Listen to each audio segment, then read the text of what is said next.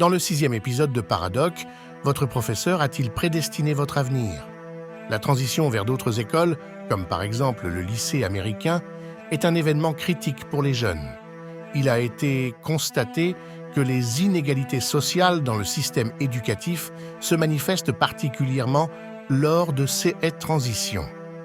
Ce fait a également une signification sociale. Le parcours éducatif d'une personne est caractérisé par ces transitions. Elles influencent le type d'école, puis le diplôme de fin d'études, et enfin la position socio-économique en tant qu'adulte au sein de la société. Cela a des conséquences à long terme sur le parcours éducatif et de vie. Les résultats empiriques confirment également l'existence d'effets d'origine primaire et secondaire. Les enfants issus de familles socialement défavorisées sont moins bien évalués par les enseignants à performances égales et sont plus susceptibles de fréquenter des types d'écoles inférieures avec la même recommandation. Cela a été prouvé par un certain nombre d'études. Le problème est très clair. Les taux de fréquentation scolaire ne dépendent pas uniquement des résultats scolaires. Apparemment, les résultats scolaires sont associés au milieu familial. Par exemple, environ 28% des classes moyennes et supérieures ont des résultats scolaires médiocres. 17% d'entre eux fréquentent des écoles secondaires. Dans la classe ouvrière, environ 40% ont des résultats scolaires médiocres, mais seulement 6% d'entre eux vont dans des écoles secondaires. En termes simples, les familles de travailleurs les plus pauvres comptent de nombreux enfants intelligents, mais seuls quelques-uns d'entre eux vont à l'école secondaire. En comparaison, les enfants riches ont de moins bons résultats scolaires, mais ils fréquentent des écoles de meilleure qualité et de plus haut niveau. Mais qui sont les principaux responsables? Les enseignants? La décision de transition ne doit pas être considérée comme un événement qui se produira à un moment donné. Il s'agit d'un processus de négociation qui se déroule sur une longue période scolaire entre les parents, leurs enfants et les enseignants. Les parents évaluent les avantages de la fréquentation d'un type d'école particulier, les coûts qui y sont associés, puis choisissent pour leur enfant le type d'école qui offre le plus d'avantages et la plus grande probabilité de réussite.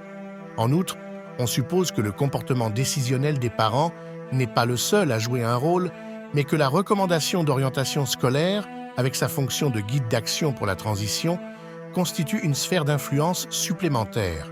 6 recommandations d'orientation sont basées en grande partie sur les notes des élèves, qui sont également distribuées par les enseignants. Même dans l'interaction entre les parents et les enseignants, les recommandations de carrière jouent un rôle majeur. Il existe également des preuves empiriques que les recommandations de carrière scolaire dépendent des normes de performance des écoles primaires individuelles ou même des enseignants de l'école primaire. Bien entendu, les parents peuvent inscrire leurs enfants dans une école secondaire même si l'enseignant de la classe le leur déconseille.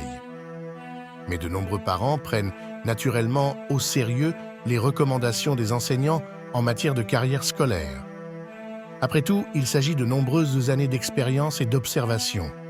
Selon la loi, vous pouvez inscrire votre enfant dans n'importe quelle école secondaire.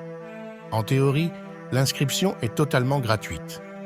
Mais de nombreux parents s'interrogent, les administrateurs de l'école secondaire accepteront-ils un enfant à qui des enseignants compétents ne recommandent que l'école secondaire? Nous parlons ici de l'inégalité sociale qui se manifeste dans les écoles. L'école influence notre parcours de vie. À l'école, les enseignants sont généralement ceux qui décident des bonnes et des mauvaises voies. Le métier d'enseignant est donc l'une des tâches les plus importantes de notre société. Il peut donc arriver qu'un individu influence la vie d'un autre de manière positive ou négative. Ne sous-estimez pas ce que peut faire un enseignant. Et dans le prochain épisode de Paradoc, le code primitif, la forme de vie primitive. Si vous avez aimé la vidéo, like-la, et si vous ne voulez plus manquer de vidéos de notre part à l'avenir, n'oubliez pas de vous abonner et d'appuyer sur la cloche. Vous soutiendriez énormément notre travail.